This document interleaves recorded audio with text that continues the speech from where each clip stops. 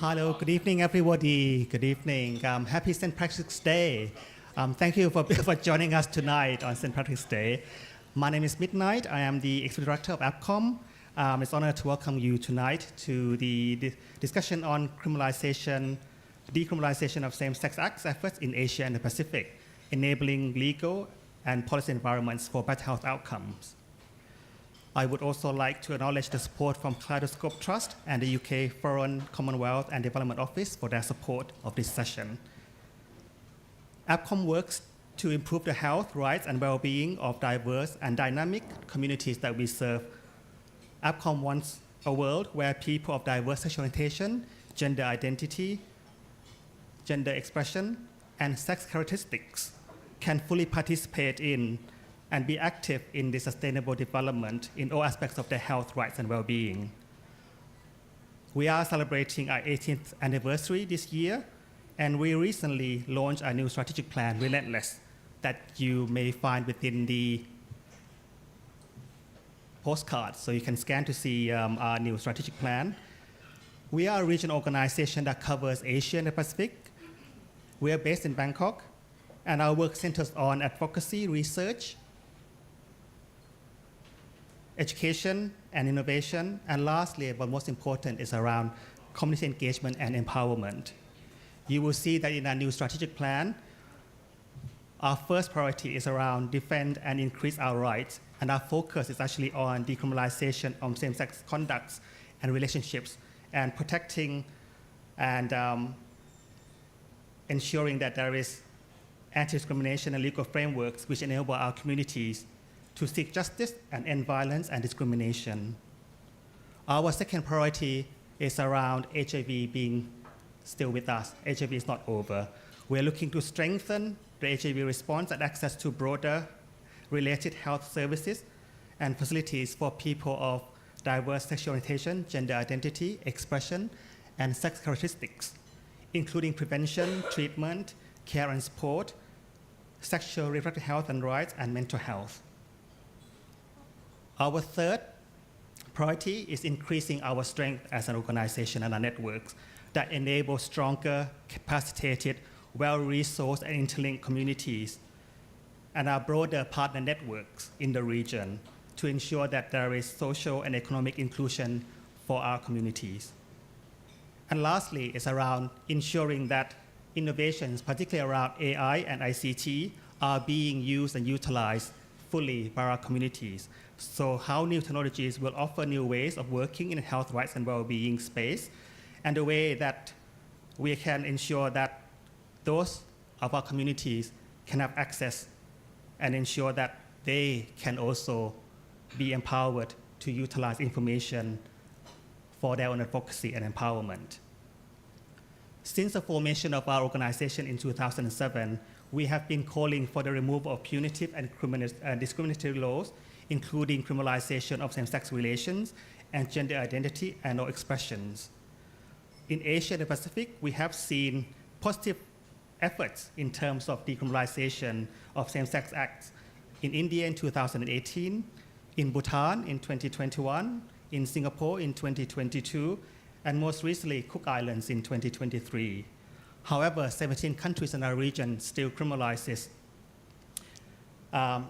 consensual same-sex between men.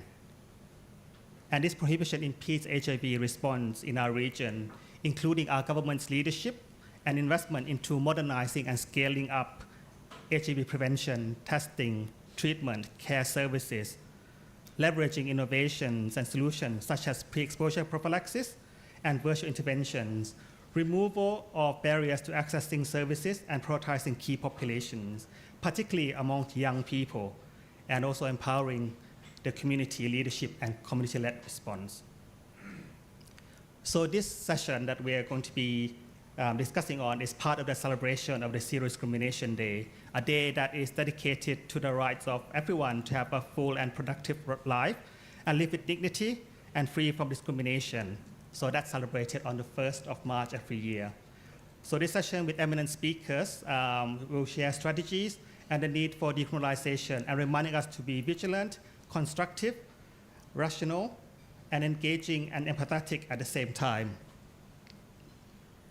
Before we go into the session itself, there is a lucky draw. So if you please give your name card to the registration desk, we'll do a lucky draw at the end, and you will win 2 prizes. So one is a gift voucher for a spa and massage from one of our partners, Relax Thai Massage in Silom, and then also with Central Cash card of 1,000 baht as well. So please do give your name card to our lovely assistant there at the registration, and we'll do the lucky draw.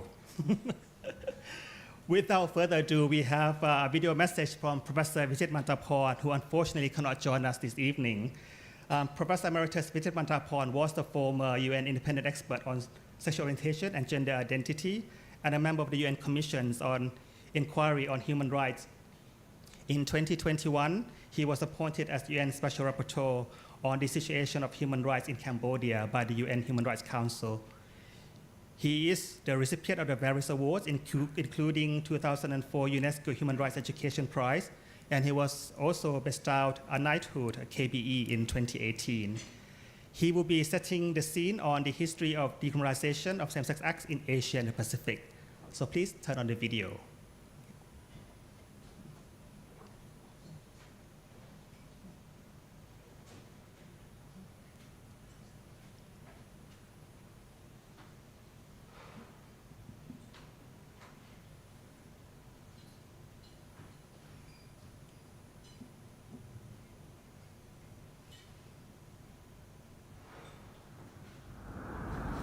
Hello everyone, I'm Vijit Mantaporn. I'm a teacher, a human rights helper, and it's a great pleasure and an honor to be with you.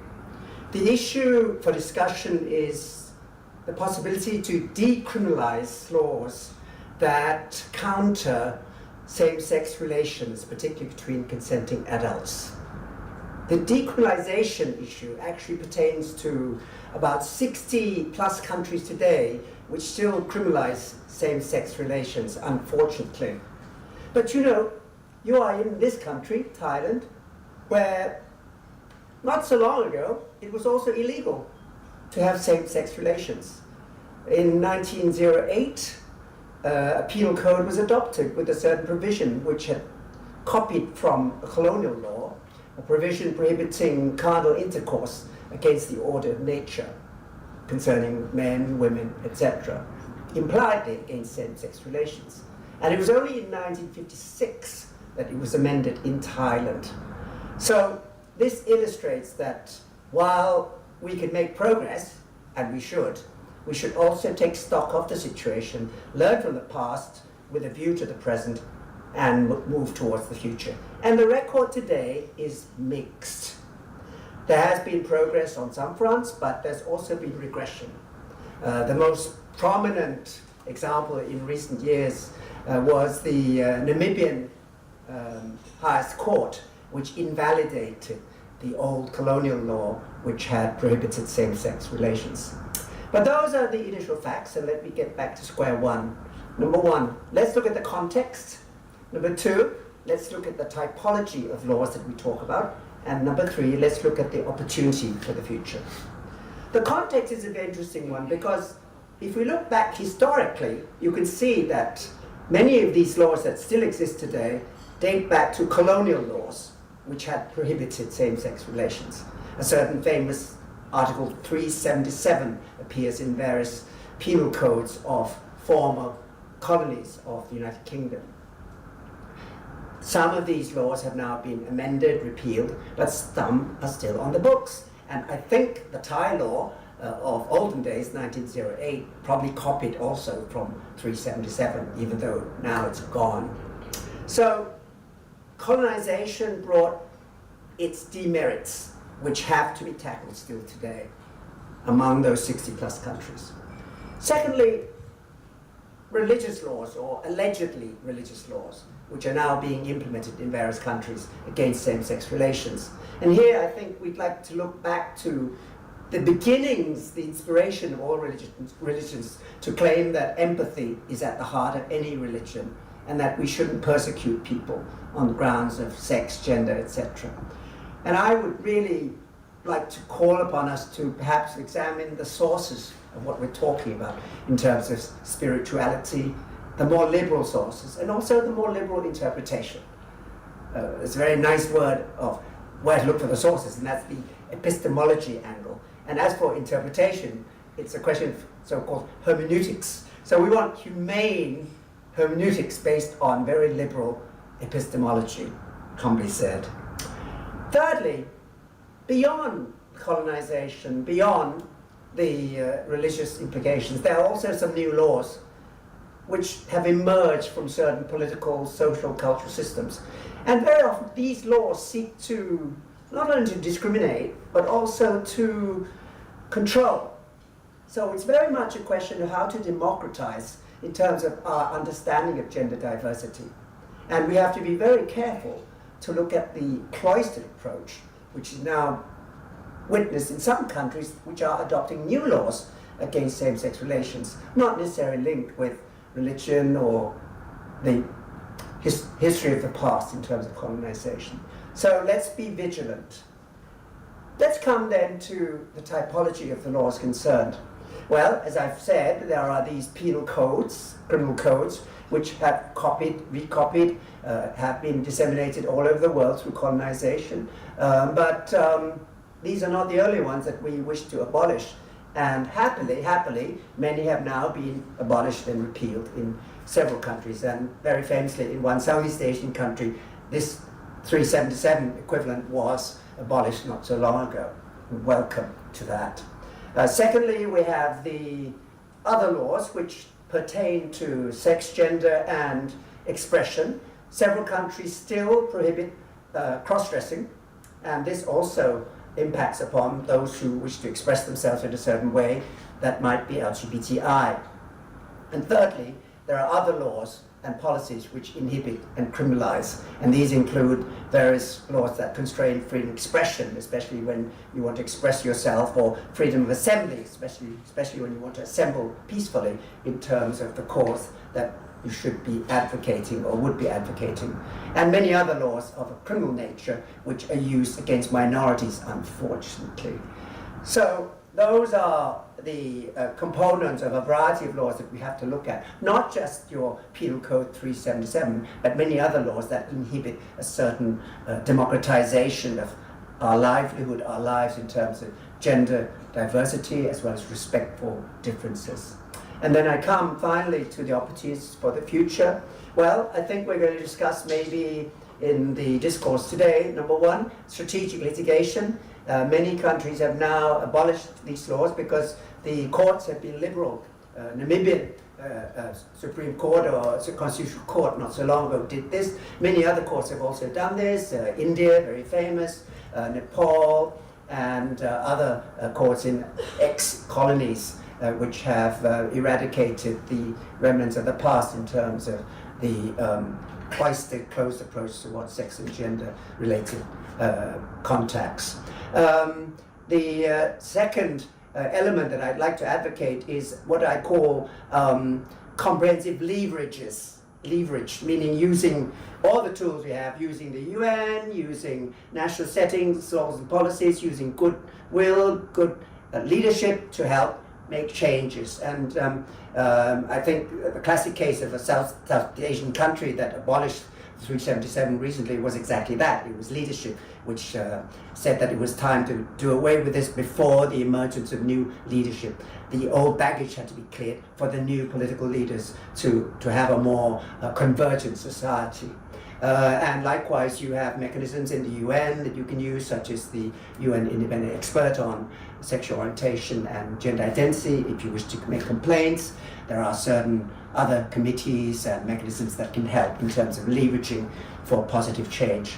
And lastly, a more dynamic socialization process to nurture a sense of understanding of diversity, plurality, and respect for inclusivity of all. This means good education, good advocacy, good partnership building, good cooperation between different sectors, including non-traditional sectors, maybe the business sector, maybe some good religious leaders, and of course, very importantly, the press, the media.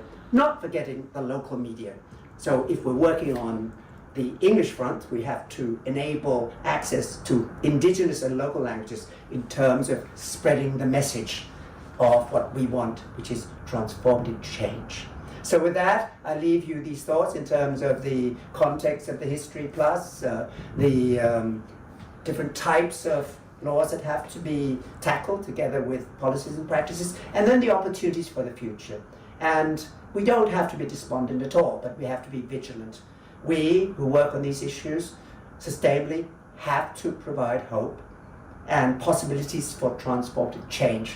And that's why we're here as friends of humanity with the beauty of plurality, diversity, and empathy for all. Thank you very much.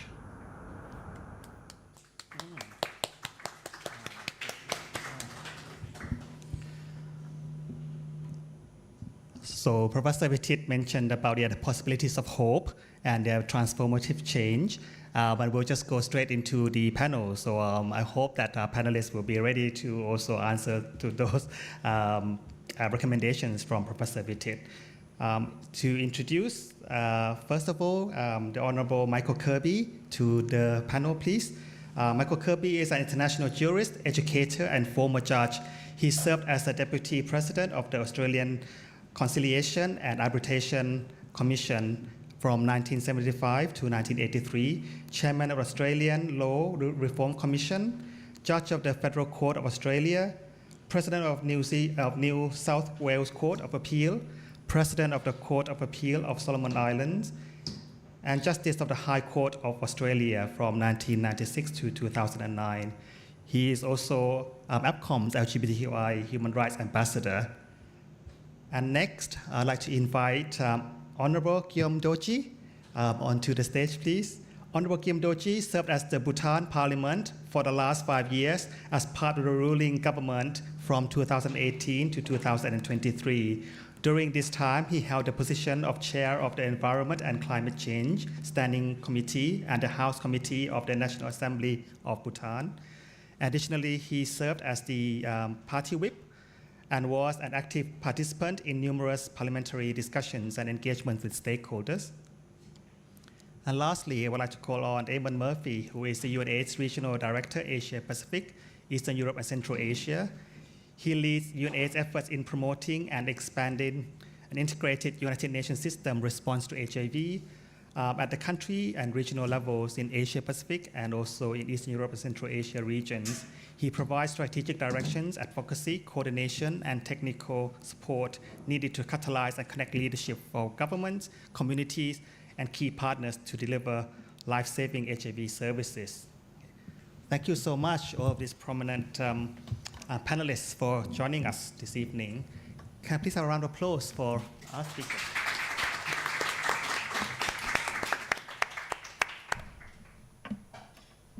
So we'll have some questions and answers here, and then we'll have some time also for people in the audience to ask our panelists some questions as well towards the end.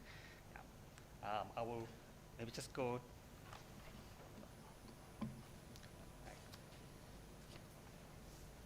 Internet's not working now.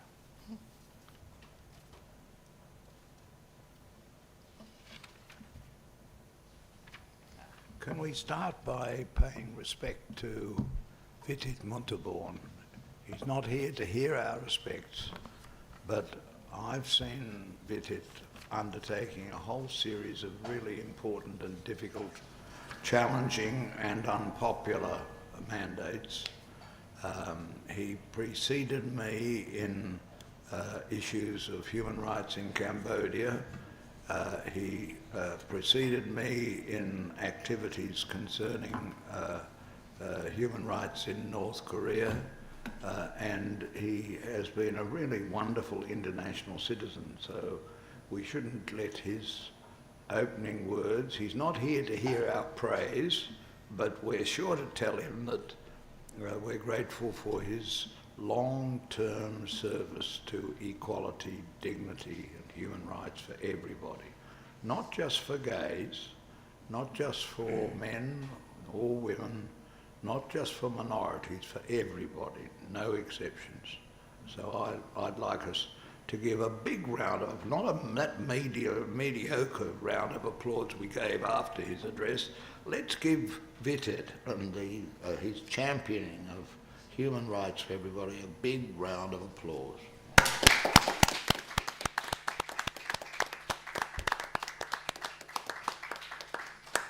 Thanks so much, Michael. Maybe we'll start with you then, the first question, because you've been so well known and involved in a lot of the global commissions, including the Global Commission on AIDS, UNAIDS Reference Group on HIV and Human Rights, and then recently the UNDP Global Commission on HIV and the laws. So in these various roles, can you tell us how countries have been able to progress on the rights of LGBTQI people, including the criminalization of same-sex acts as well? Well, you see, there was a trick. The trick was, if you don't say anything about your sexual orientation, if you just keep that locked in your bosom and never tell anybody about it, then we'll leave you alone. The authorities won't arrest you, the police won't harass you, you'll just be left alone in your own indignity and lack of honesty and outreach of your personality. And that lasted for an awful long time. And it's a rather sad thing to say that one of the factors that led to the undoing of that deal, that was the trick, the deal, was the advent of the AIDS pandemic. Because once HIV/AIDS came along, it not only galvanised a lot of people, myself included, to take a more active part in getting rid of this irrational hatred of people for something they don't choose and can't change. And so that was the way in which this came about, that HIV began to appear, people began to get sick, people who were not sick realised how terrible was their suffering and how important it was to try to reduce the suffering. The doctors, the scientists who did so much work in those times made it clear that part of the reason for the suffering was the silence, that if people kept things to themselves and had to be very secretive in relation to their sexual lives, then they were exposed to the risk of infection. And it was that led a number of great scientists, Jonathan Mann, who was the first director of the global program on AIDS of the World Health Organization, he said, we've got to adopt a very different strategy to this epidemic. We can't lock everybody up, which was the traditional solution to pandemics and epidemics. There are just too many of them, and therefore we've got to try a new strategy, and the new strategy is outreach to the people who are most at risk of getting infected. Men who have sex with men, injecting drug users, sex workers, and other minorities. These are the people we've got to reach out to, and you're not going to reach out to them if you are policing them, if you are discriminating against them, if you are killing them because of their sexual orientation. And so as a result, unfortunately, of the AIDS pandemic, a lot of people came out of the woodwork, including myself, and a lot of people began to stand up and say, this is irrational, this is unscientific, it has to change. And that is really what began the modern, the recent dynamic to get rid of the laws against people who are LGBTIQ. And that process is still going on. There are some people and organisations who hate it. There are people who hate us, who are of sexual minorities. But we've just got to shrug it off, extend kindness and love to them, but insist that paradoxically, the best way to tackle HIV is to reach out to the people who are most at risk. And that was a very simple message. And it was the message which the World Health Organization adopted. And it became an international movement, and it led to the reform of laws in many countries. In some countries it hasn't led to change, but in many countries it has. And so out of that horror and terrible time have come some good developments, and our job is to continue the good developments and to prevent the bad developments. That's why we're here tonight. Thank you, Michael. And you mentioned about the links between the marginalized group when it comes to HIV, so maybe I come to Eamon in terms of the linkage between the enabling environment and health access to marginalized populations, and how I guess the current US hold on funding has undermined the gain that has been made. Thanks, Vinod, and thanks for everyone coming tonight. I would support Professor Vittit's position around the range of laws, and I'm going to look at it from a point of marginalisation, not just for LGBTI or same-sex acts as we have here, but the context of marginalisation of communities and the legal environment that works in. And obviously, UNAIDS, where our focus is around the issue of access to health and the HIV, with 14% of people who are diagnosed with HIV disappear. They don't want to engage in the health system. And there's a message behind that. Why is it in this day and age, with the ease and the access to treatment that they could have, do they choose to disappear and not engage? And in 2023, 1 million people living with HIV didn't know their status, and so there's issues around why are they not engaging if they're identified as people who know about risks but are concerned about engaging. And increasingly in our region, they're younger people as well, and so that says something about the systems that are not in place. Midnight mentioned earlier, and Professor Vittit also, 17 countries in our region still criminalise same-sex acts. But additionally, 38 countries criminalise some aspects of sex work, and 28 criminalise drug possession. And these are reasons people are fearful and why they remain hidden. If they're going to be identified and at risk of criminalisation, some still have on their statutes criminalisation of HIV. So someone living with HIV can be have that used against them in criminalisation. And I work across two regions. Some of the countries I work with in Central Asia have the highest rates of criminalisation of people just because they happen to have HIV. So the whole context of law reform is critical, and can't always look at one in isolation without looking at the others. The interplay between these laws and the societal attitudes is critical, and it manifests obviously as stigma and discrimination, but also as other forms of corruption. We know there are countries that have other books on laws on their books that are used by police and law enforcement to harass transgender, to harass other communities and seek financial benefit from it. There are old colonial laws in places like Myanmar called the After Dark laws, where you can be arrested for how you look and how you're dressed. And of course, that's a particular issue for transgender if that itself is not illegal. And so different laws are used in different places in different ways. So we need to be looking at the wide package of reforms that are required to look at that. The data, of course, shows us that people delay access to health services if they feel they're going to be stigmatised by healthcare workers or at risk of reporting. And we've seen new laws come into place. Indonesia never had laws that criminalise same-sex acts, but now we have the family law. And that's criminalising sex outside of heterosexual marriage. And so that obviously places a number of the marginalised communities at high risk.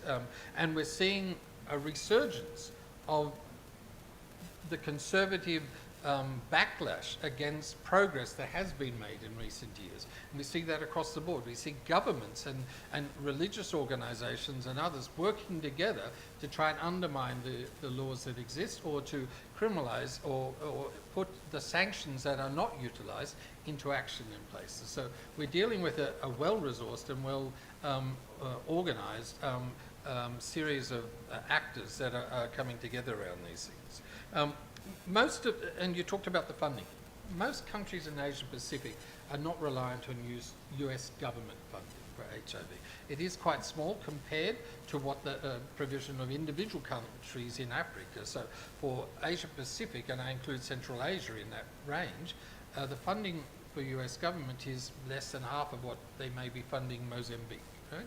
So the scale is different. But what was significant for us was that they provided funding to some very highly targeted enabling environment work and prevention, key populations supported work. And that was critically significant because the funding's not there from others. And they're just the latest, in a way, of declining resources internationally in this region. So other countries, I'm starting to feel old when I think back to Canada, to the UK, many others, Sweden, who had offices here in Bangkok, who provided support to the type of work we're talking about, and so the type of work that's needed to continue. The meetings that are on this week are critical to, but how do we support community organisations to be at the forefront of these litigations and challenges in the courts that need to happen more and more across the countries of our region, and may find greater challenges being put in place. So the US is one of them, the biggest donors for us in terms of HIV globally, and our global fund mechanism is at risk because if there's a withdrawal of US funding, that's significant. So there's a range, but for our legalisation work, we need to look for new partnerships to be able to continue that agenda. Thanks so much, Eamon. Let's move on to maybe country level work because we have Bhutan that in December 2020, the parliament passed legislation of decriminalizing same-sex sexual activities, which was passed into law in February 2021. Maybe can you tell us a bit like what was the process and how this came about and why was there a need to decriminalize in Bhutan, and has it been much more accepting now that it's been decriminalized? Thank you, Midnight. Good evening, all. That was so that law was so surprise for us because I myself didn't know that unnatural sex exists in our law.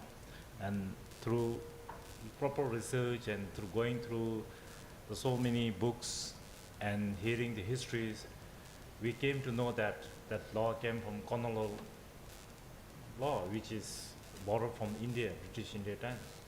So that penal code was there for a long time, and before that we have the law which exists in the country in 1950s. So after that the penal code came. So that law was redundant for many years and it was never implemented, and we were given to amend that law. So during our government time, that we amended that the penal code for maybe the previous government time, the penal code was amended in 2012. Then our time, we also given another task to review that law and amend that law. So out of nowhere, that section 300 something to 12 and 13 came out, which explicitly spells that unnatural sex is illegal in Bhutan. We were all shocked. We never knew that because it was never implemented and it was never an issue in Bhutan. So we had a lot of debate, but all 90% the parliamentarians, they supported this. So one of the parliamentarian, he put a motion on this clause to removal of this clause. So it was successfully removed, but it took 2 years to remove that, and it's a long way. So yeah, that was a surprise for us to discuss, and we had a lot of fun also to discuss on this because it was totally new. I myself heard the new terminologies from that law. So being a politician and being in the parliament, that was never implemented for so long, and it was not criminalize anyone, but it is still there, which is giving a provision to criminalize others. If in case I wanted to sue someone, I can use that. So in that sense, like, we were worried and we discussed and we repealed that section, and now I think it's is a good start for LGBTQ or to live happy after that. And now that the Bhutan has opened to the policies and many communities that come forward and they are open. But before that, like in silence, we have a lot of communities who are not dare to come out, but they are silently, like as the colleague speaker said, that they are enjoying their life silently, but they are not able to come up. Why? Because maybe they saw this law and they are afraid to come out. But after that, you can imagine that Bhutan is a small country, but during that discussion, the parliament was full with LGBT community. I was shocked because usually we get only a couple of people watching live in the parliament, but that time, when we turn around and look around, there are so many beautiful people there protesting for this. I think this was amazing, and it's a good moment for Bhutan and the legislature to discuss positively, to help and support them, because they have a deprived movement for that. So that's how that we parliament, like, we pass this for majority, but it has to go through the two different houses, and at the end, the king has to assent that. So it was passed at the end of the day, it was passed, and now the law has changed, and now the progressive work is going on, and the communities, they are coming forward and they are enjoying. I think now the stigmatization and all sort of things I think is removing slowly, and gradually they are becoming popular now. Maybe I just want to follow up a question on that, because you're saying, like, since the passing of the law, there's been also the launch of the new prevention tool, pre-exposure prophylaxis in Bhutan. So can you let us know about how is it linked in terms of the decriminalization, and then how the National AIDS and STI Control Program under the Ministry of Health has now then enabled this new prevention option, particularly for men who have sex with men and also transgender women? Yeah, this PrEP program was simultaneously introduced in Bhutan, but it was there as a HIV program, as a SDG goal for 2030, that it has to eliminate the HIV from the world. So as part of that, the PrEP program is going very strong in Bhutan, but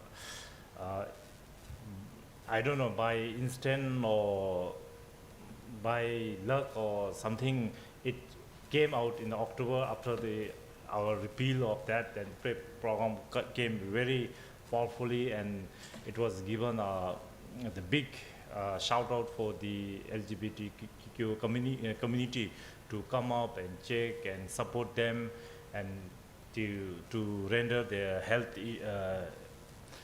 checkup, everything. It has gone, I think it has given the opportunity for them to come up openly, so that the people with the HIV, they can prevent themselves and to pass to the others.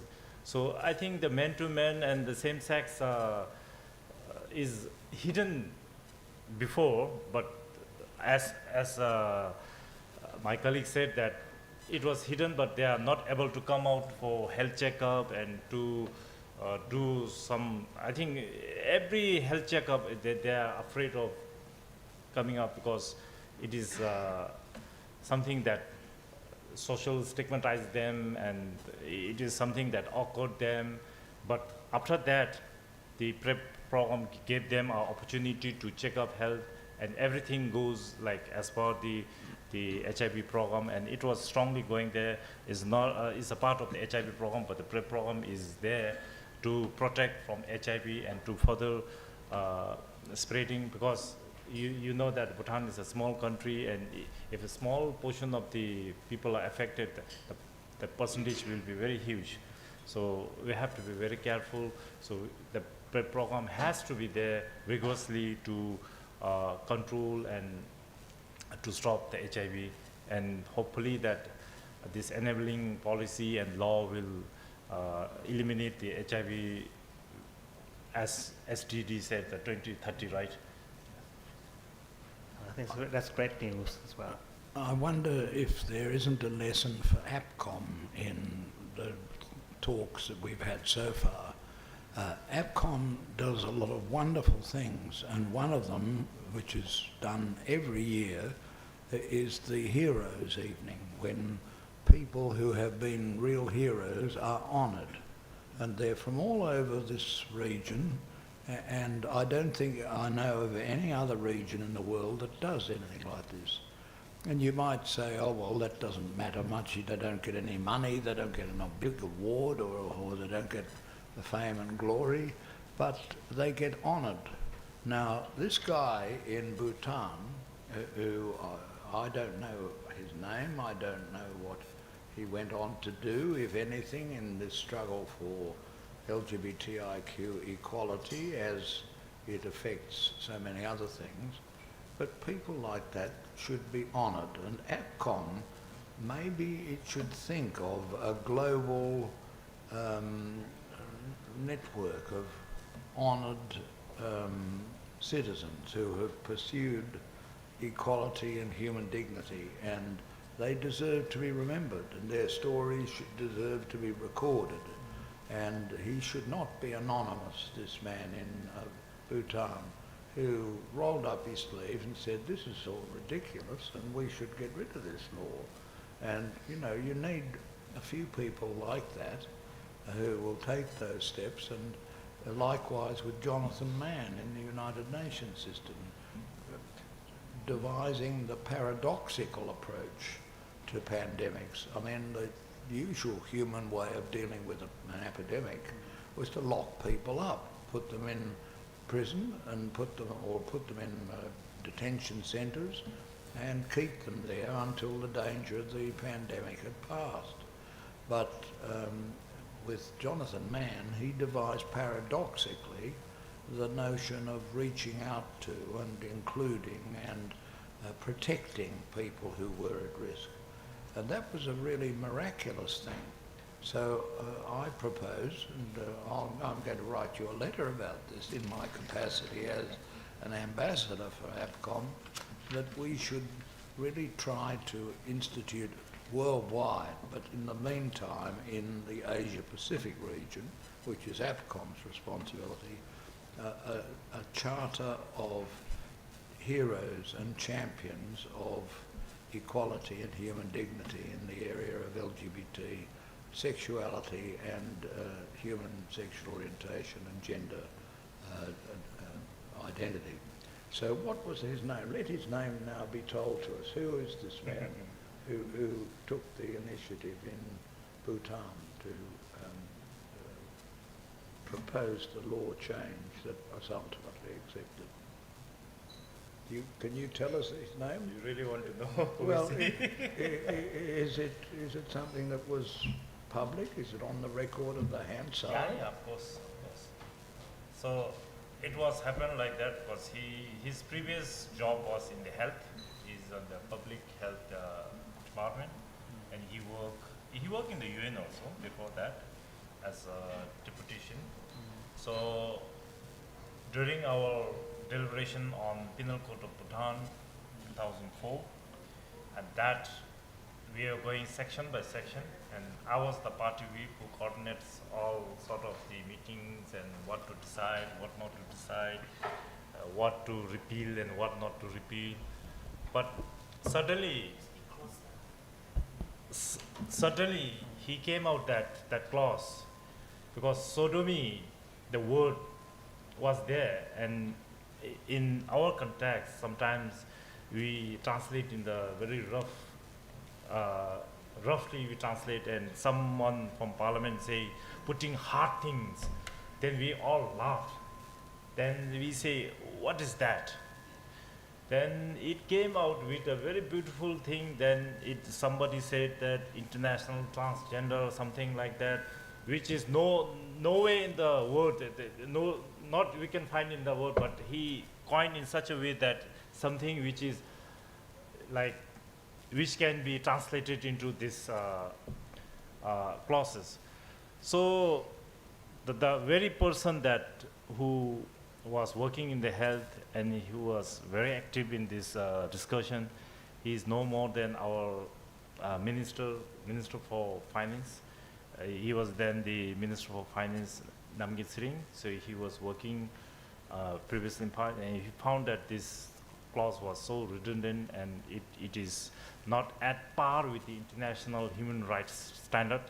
So he was relating all this, and after coming out his motion, so we all supported and we discussed in the depth, but nobody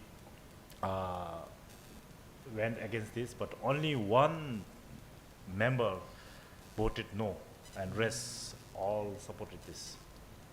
Thank you.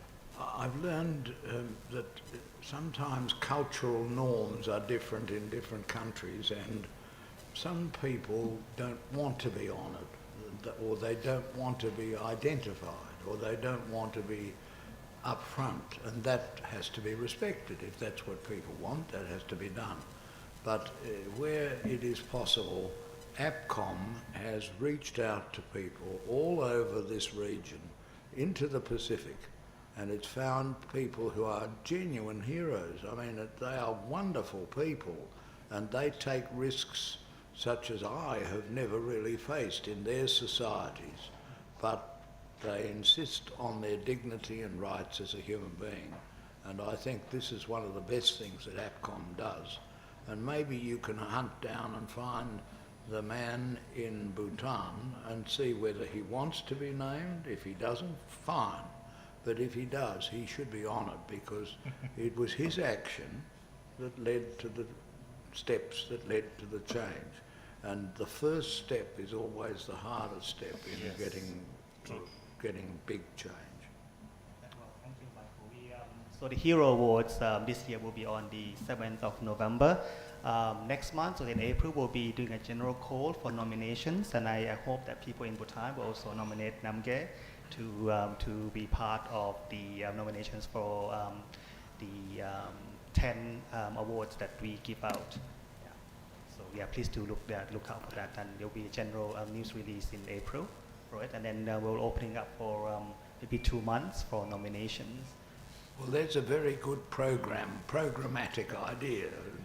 Many people come to these sorts of sessions and they go away and they wonder, what was that all about? But we've got one programmatic idea, and I hope we'll have a few more before the evening is out. Well, maybe let's, we will talk about the colonial laws, particularly from the British, and then, Michael, you're on the Eminent Persons Group established by the Commonwealth Heads of the Government meeting in 2009, and you were recently at the Commonwealth Heads of Government meeting, your CHOGM, in Samoa in October. So how was the discussions there with member states and the Commonwealth, and have they been receptive to change the policies and laws when it comes to HIV and also the rights of LGBTQI communities? Well, the old link that linked together the British Empire was very simple. You had to have allegiance to the king. And if you didn't have allegiance to the king, then you were outside his dominions and his protection and obligations. But as things developed in many countries, such as India and Pakistan, they said, we want to be independent and we don't want to have allegiance to the king, but we still want to be a member of a club, of an organisation, and that was the Commonwealth of Nations. And so the Commonwealth of Nations was established, where you could have allegiance to the monarch, but you didn't have to. And that was the deal that was struck in the Commonwealth. But the problem with that was that there wasn't any glue that was linking the Commonwealth together. And that was often very evident because there was a lot of talk but not much action. And so the Commonwealth set up a body called the Eminent Persons Group. And I know you won't believe this, but I was appointed as one of the eminent persons. And I rather liked that title. I thought that was a very good description of me. But when we were sitting there, I said, what we've got to do is get a charter of the Commonwealth so that there will be a list of values that we all can subscribe to. And that charter was adopted by the Eminent Persons Group, recommended to the Commonwealth Heads of Government, CHOGM, and that led to the adoption of the Charter of the Commonwealth, which was signed into force by Queen Elizabeth. And that charter contains a number of very important principles for combating the discrimination against sexual minorities. One provision in the Charter says we are implacably opposed to discrimination against persons on the grounds of gender, identity, and so on, a list of things, race, skin colour and so on. So that was what was adopted by the Charter, and it gives something that can be used in political negotiation and pressure.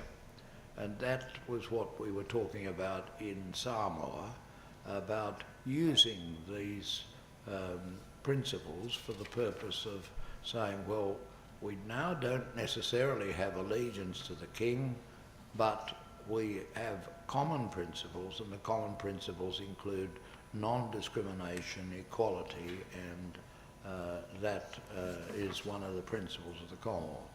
And where countries don't obey that principle, they can be exposed and they can be criticised. And they don't like that, but that is the consequence of having adopted the Charter of the Commonwealth. So you've got to think of programmatic things. In the Eminent Persons Group, they said, it'll take forever to negotiate this. It's really impossible to do it. We don't have the time, we don't have the resources. And I said, leave it to me. And so when I got on the plane to go to Sydney from London, where we had been meeting, I asked the steward in the Qantas jet, please bring me some paper napkins, because I don't have any paper. So they brought me the napkins, and I then began to write out the Commonwealth Charter, because unless somebody does a thing like that, nothing ever gets done. And so my secretary, who is immune to my bad handwriting, she was able to interpret it. It was changed, and then it went to the CHOGM meeting, and they altered it, and significant alterations were made. But in the end, it was adopted. And the Charter of the Commonwealth, which was just an idea in a number of eminent persons' brains, was converted into a mechanism for political action. Mark this. You don't get action just by thinking, wouldn't it be good? You've got to do things to make it programmatic. And that is what we did with the Charter of the Commonwealth. And it's being used to hit some countries over the head and criticise them for not living up to the standards of the Commonwealth Charter. And I think we've got to think of ways we can make the Charter of the Commonwealth and the International Covenant on Civil and Political Rights and other global principles effective in dealing with issues of sexual orientation and gender identity, because it always was a big Commonwealth problem, and it is still a big Commonwealth problem. And we have to find a way that it becomes a little Commonwealth problem. But at the moment, that's not where we are. That's not the space we're in. So programs and converting ideas into action, that's the challenge. Thank you, Michael. for going from the CHOCOM, from the Commonwealth, maybe going to another multilaterals, coming to you, Eamon. How has the UN system been able to advance the rights of marginalized groups in the region? Thanks, Ben. I pick up where Michael left off, because the 2030 agenda, the Sustainable Development Goals, its main transformative mantra, if you like, is leave no one behind. And that is meant to be moving out to embrace all those in our communities and their needs and reach them where they are. But we all know that, as Michael was just saying, progress on human rights and inclusivity can't be left to chance. You need to have a programmatic action to make sure these commitments, and we've all seen many, many national and global or regional commitments signed up, and they sit on a shelf, nothing happens. So the role of multilateral institutions and multi-government mechanisms is really to try and help support country-owned processes, because sometimes one part of government signs on to a charter somewhere, but to translate that into action and change, it involves multiple parts of government, as we heard from the example of Bhutan as well.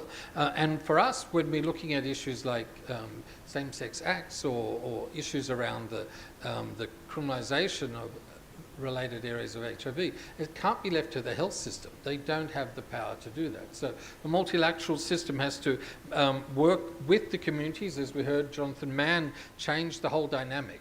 COVID, we saw a flip back to some of this, where we saw people being locked down or communities closed off from access to other services because of the more policing approach in a number of our countries. So to have the communities at the heart of the response to these changes that are needed is critical.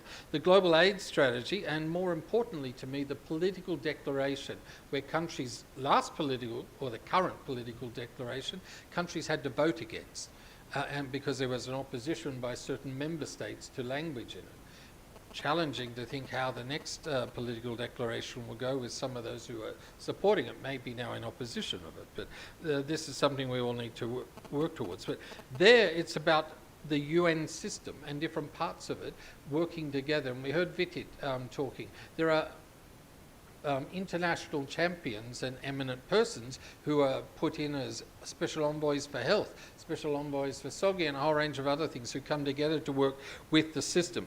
We bring multi-country consensus building, and UNAIDS's job is to bring countries from across the region to learn from each other on how they can make the changes and implement and see what they learn from Bhutan, or Singapore learns, or Cook Islands learns, and what message it can give to other countries. And so the multilateralism paves the way for that coordinated approach. But there's also countries themselves. ASEAN put out a leaders' declaration on AIDS as a result of the last political declaration. And then we support, along with others, including bilaterals, the UK and others, with health security and other agendas coming together, help them implement that. How do the countries translate that into the change that's needed? The most challenging area, though, still remains the issue of legislative or law reform, either to repeal laws on the books, or to add some protective laws that are critical. And sometimes adding a protective law may be easier than repealing an existing law, but it can negate, it can stop the actions under the old law. And so you've got to look strategically what's really the best thing to do where.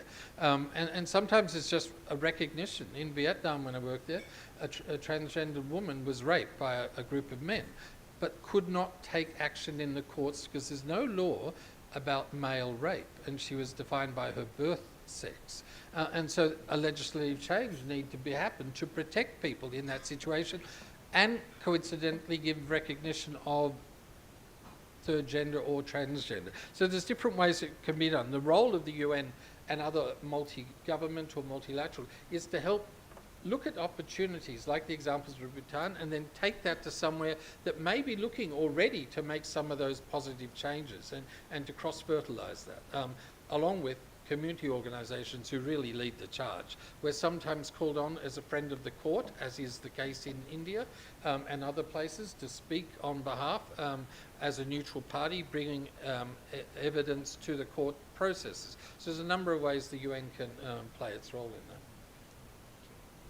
Not nearly as exciting as some of the other examples, but, you know, it's a civil service at the end, right? If you're sitting on a court, you're always looking for people who come up with friendly extra evidence and assistance, so long as it's lawful and within the mandate of the court. But so don't underestimate the importance of thinking outside the square. One of the problems with judges and lawyers is they do tend to think inside the square, and you sometimes need a challenge to that mode of thinking, just as laws against injecting drug users, sex workers, LGBT, they were often the result of, for centuries, people thinking inside the square and not asking, well, why have we got this irrational law?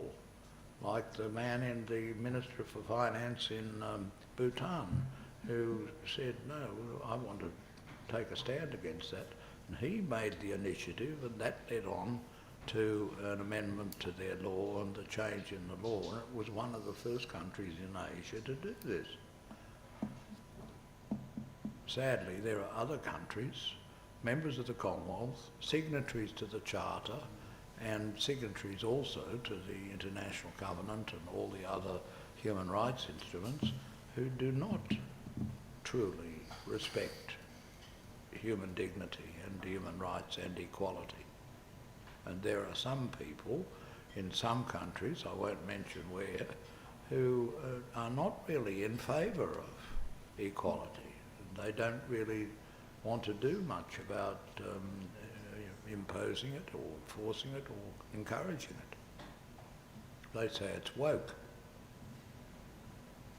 Yeah, at least on the panel here, Bhutan is looking like, progressing so much on the LGBTI issues.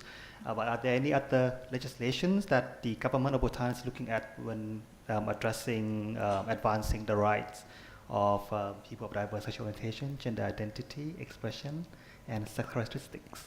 So. Of late, there was a discussion on the Marriage Act, but it was technically dropped because with some issues on discussion, so it was stopped.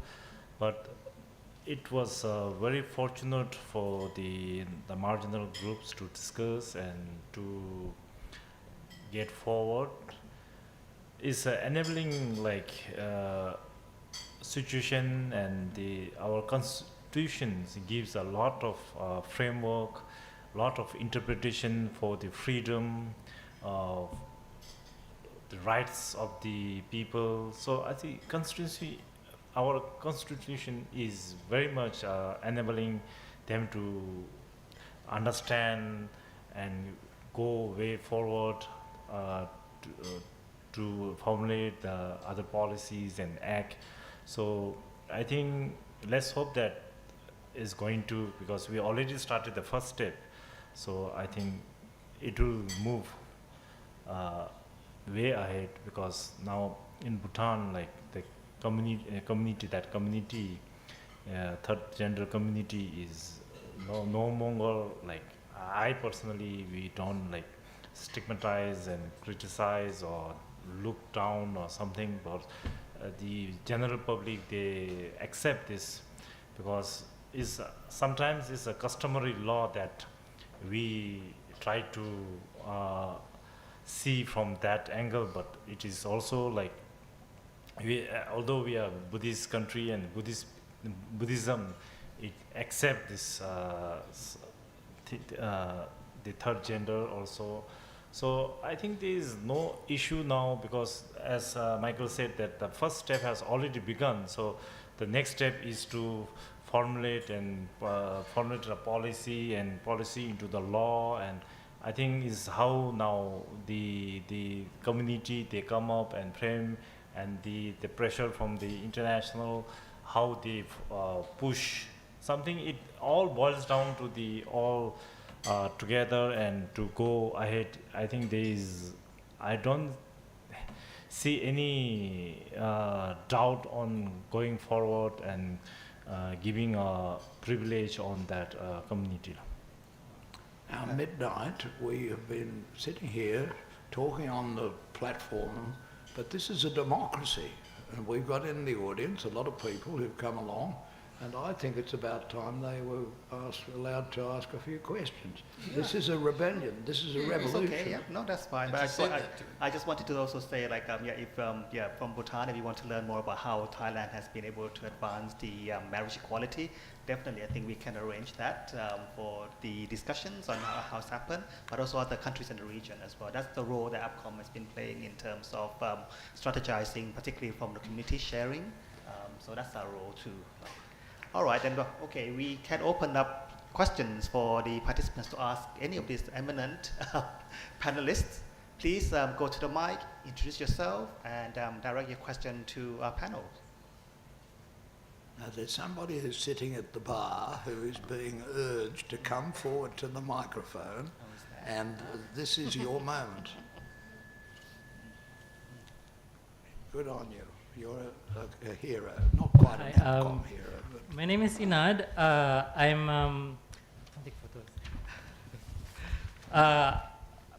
From the discussions, Eamon mentioned about the ASEAN. We can use the ASEAN as a platform for these discussions. And I'm also thinking whether are there opportunities within bilateral or multilateral agreements between countries for purposes of economic or trade that we can actually use to as an entry point for discussions on decriminalization or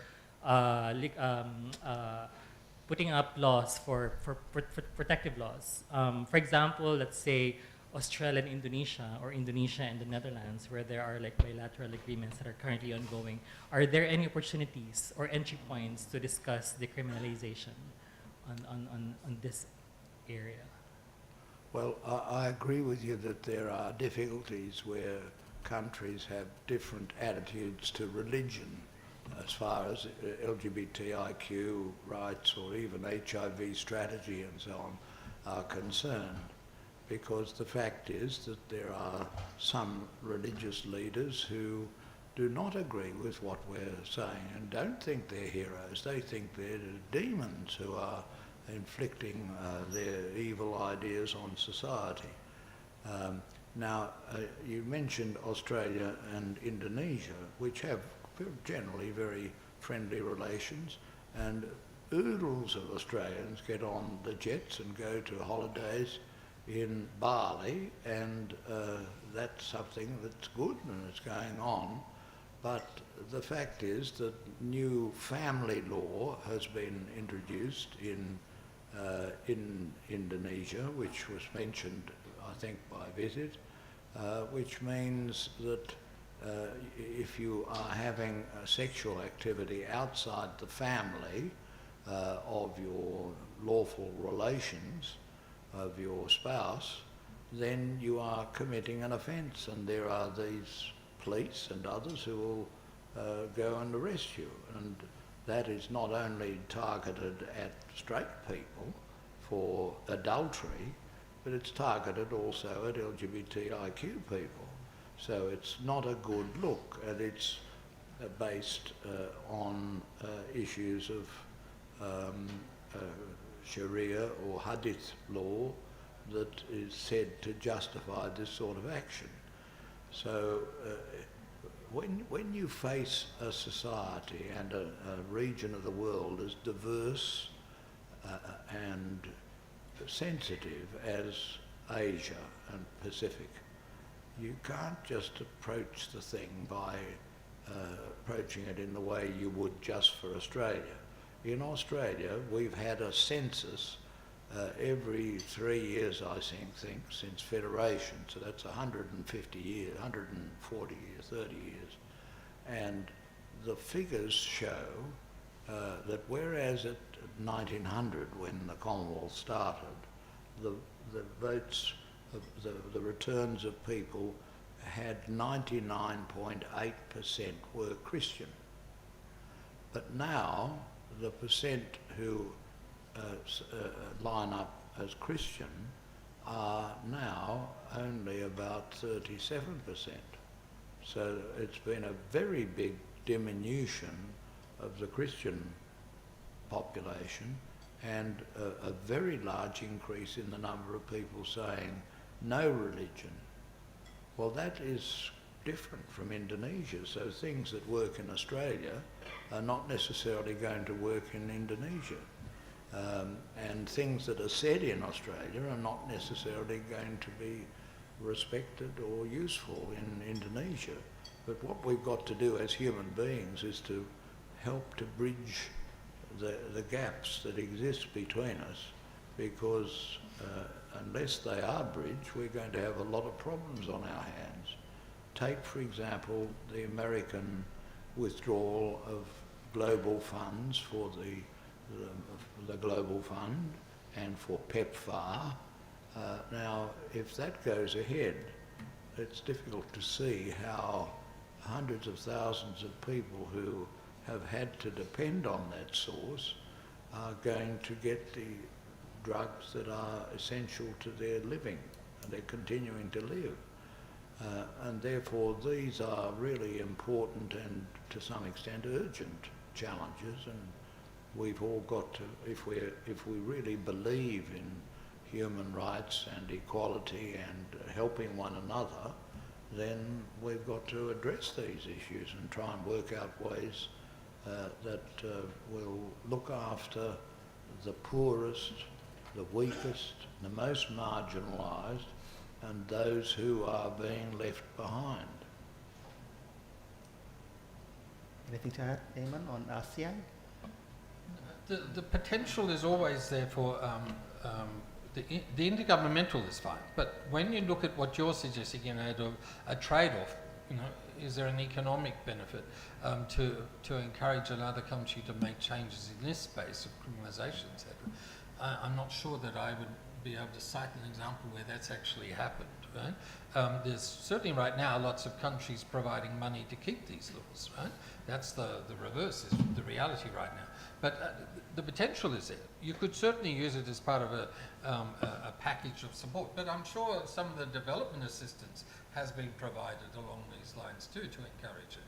But it's really about the national sovereignty that can then be challenged back. So I'm not sure that one would work quite so easily.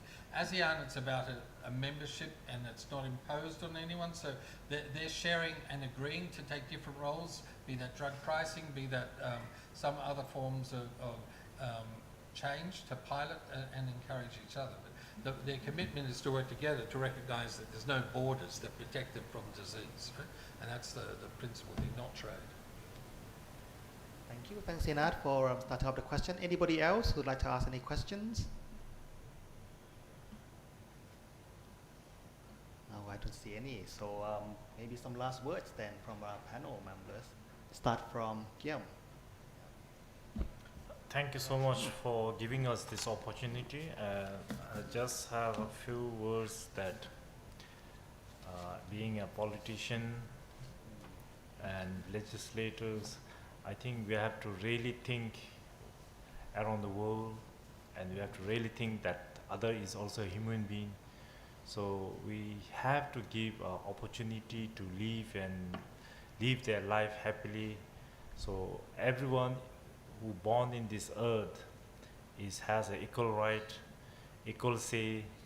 So I think we have to support and we have to work together. And as being a politician, I think myself, I fully support, and I am with this to change this. Thank you. Thank you. Raymond, last word? Well, I'd like to support that. I'm not a politician. I never have been. I was a judge. Judges only can deal with the cases that come before them. But this is actually a rather perilous time for our species. If we look at the world, the big challenges now include, one, something that no one wants to talk about, nuclear arms control. Unless that is reinvigorated and the old nuclear arms limitation treaties are revived, it's, shall we say, not beyond human imagination. Indeed, it might even be possible. It might even be likely that some accident or mistake or sudden rage or something stupid might happen by those who have control of over nuclear weapons that could finish the whole of the beauties of humanity in a week. That is the truth of the matter. And as we look up at the wonderful moon, which is over Thailand at the moment, and the beautiful pink colour of the moon, a blood moon they call it, it reminds us that it's likely that there is no other species like ours anywhere in the universe. If there were, they would have responded to our messages of friendship, but they haven't. And therefore we might be just alone on this miserable little planet, a rather unimportant, insignificant planet, and we are at risk. So there's the nuclear risk, there's the climate change risk, there's the risk of floods, and there are risks of migrant populations. So there are a lot of the very big risks, and do we have the leadership in politics that will respond to these big challenges? In comparison, dealing with HIV, we've got the tools to deal with that. We just have to have the funds to provide it and the mechanisms to implement it. But we've got many good things going for us, but we have some very big problems on our agenda. And do we have the leadership in our countries that will respond to those problems? I'm not going to be around to see the answer to that, but some of you in the audience are going to be around, so it's your challenge. And it's a challenge of political, economic, social, cultural and religious leadership. So I wish you well. I hope you can do something about our problems, because boy, they're very big problems, and they need a few more politicians like Mr. Donji, who is such a wonderful man. We need more people like you and fewer who are playing on hatred and talking about the country in the great imperial past that we have to revive. Anyway, that's the reality. There are big problems, and they are risky, and we have to find a way as human beings in protection of our beautiful planet to address them.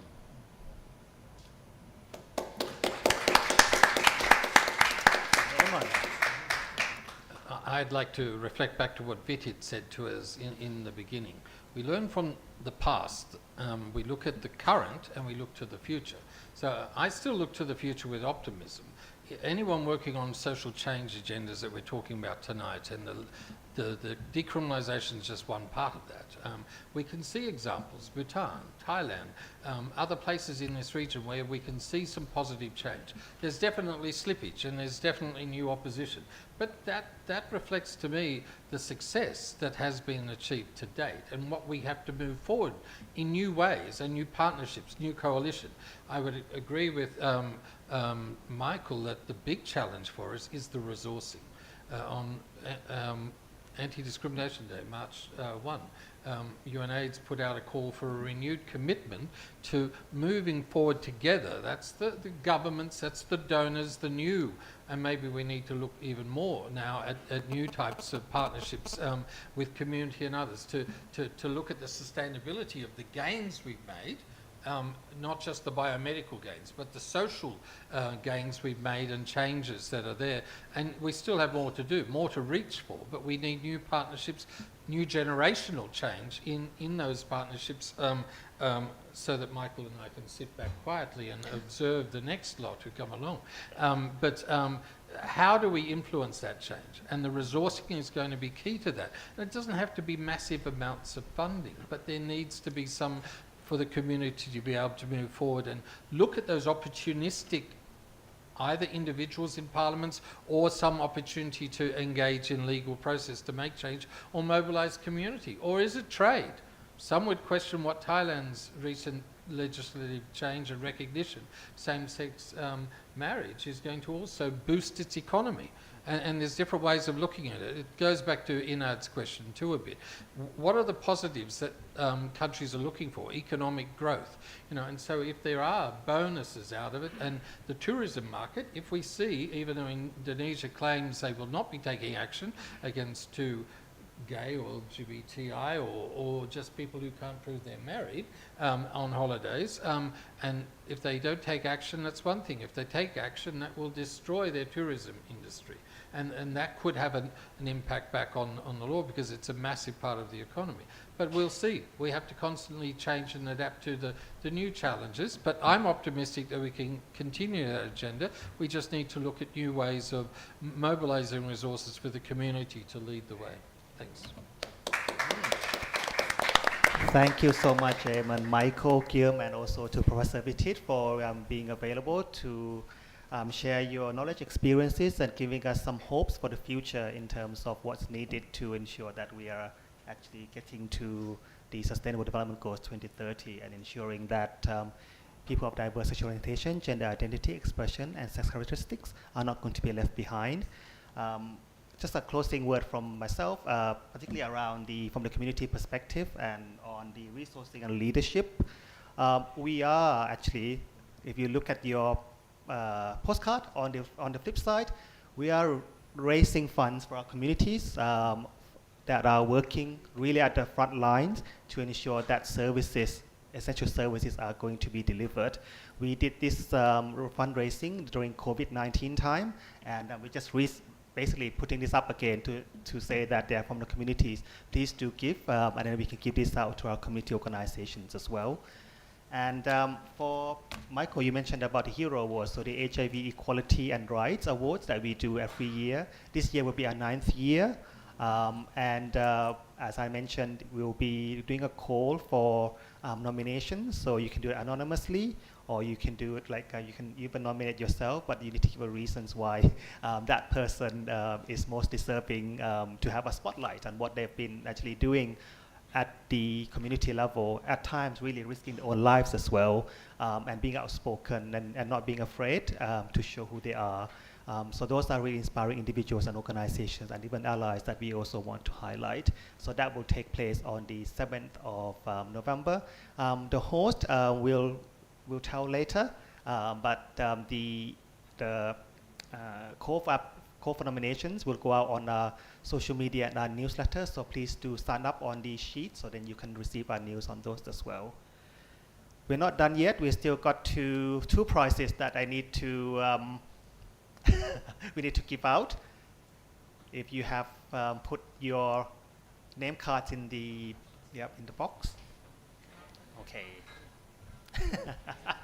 Just last chance. Okay. Anyone else who wants to put in your business card? Can we join in this? Yes. If you want to win your prize, yes. Okay, great. I'll give you my business.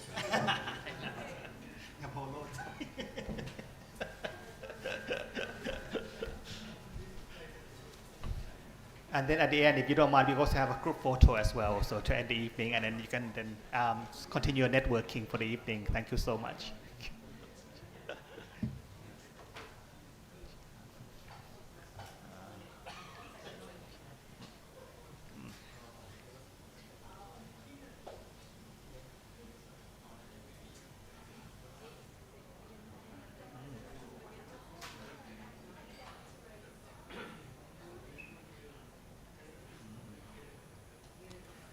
So Michael, if you don't mind, we're going to ask you to pick them as well, yes? I've never won anything on anything like that ever. All right. Okay, so maybe I'll pick, and then Michael, you'll be the one who's going to give the prize, okay? Did I put two in? I don't know. Okay, you're going to give the prize. So this is for the second prize. The second prize is the central card, central gift card. Oh my God, that's Michael. Corruption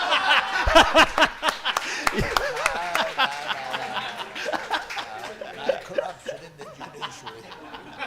It's not a setup, okay. So and then, okay, this is for Michael. I'll give it to Michael. Yes, you give to Michael, please. Yes, there you go. Yay! I've never won anything in a competition like that. And this is not the way to do it. All right, we're putting that one back up, okay? Oh, yeah, okay. All right. So we do it again, okay. All right. That's even better. Okay. Oh. Set playing. Ah, congratulations. Yes, okay.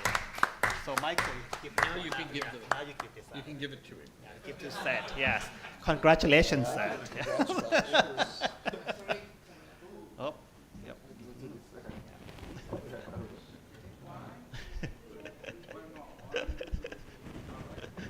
Okay. And now the first prize. Okay. Oh. All right. Who's gonna be?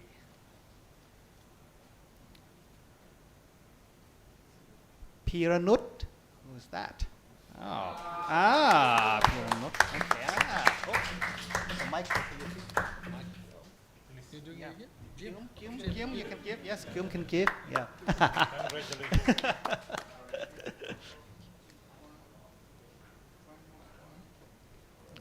Okay. Ah. All right. Thank you so much, everyone. Now we can get group photo, please. So Group yeah. photo. You can stand up and then you come You to the want us front. Come down here? No, we stand. We stand here. Yes, we stand. Currently, we stand here.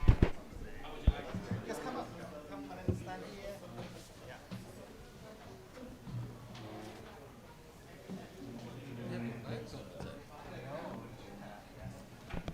Please feel free to come up here and then take photos as well. We'd like you to be Taylor, part of the bring your photo friends up pool, the please. front. Yes. Otherwise, I'll never go home.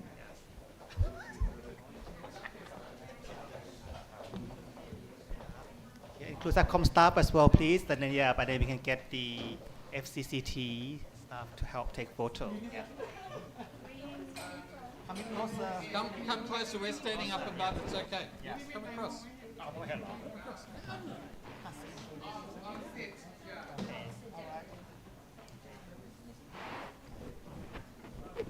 I'm the small one. Yeah. I'm the small one. Yeah.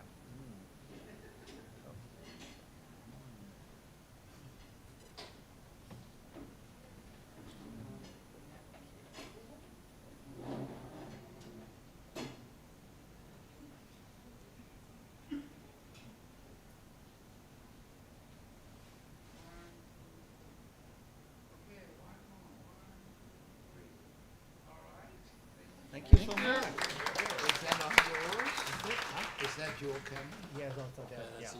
Yeah. Thank you so much. That's good. Thank you. Very good. Oh my God. Thank you very much. Thank you for coming. Thank you for coming. Thank you for coming. We see you maybe on Wednesday. My now friend in Facebook, but he don't recognize me. He doesn't want to recognize that.